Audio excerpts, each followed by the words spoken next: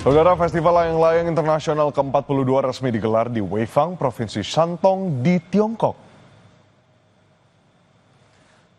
Festival Layang-Layang tahunan ini diikuti 257 tim yang berasal dari 51 negara seperti Brasil, Italia, dan tentu dari Tiongkok sendiri.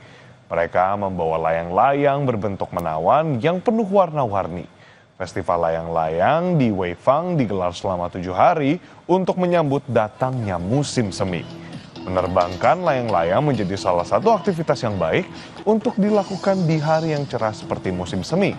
Weifang sendiri diyakini sebagai tempat ditemukannya layang-layang.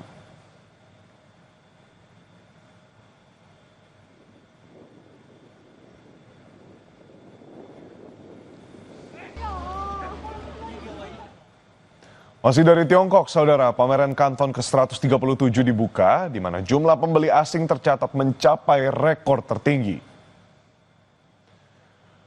Pameran impor dan ekspor Tiongkok ke-137 yang dikenal sebagai pameran Canton dibuka pada Selasa di Guangzhou, Provinsi Guangdong, Tiongkok Selatan.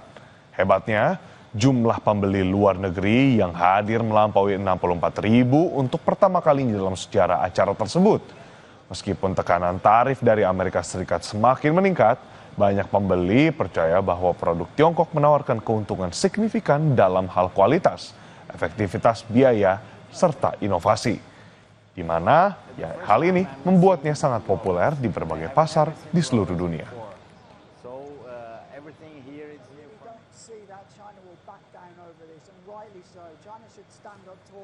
They have the best products in the world. They have world-class manufacturing.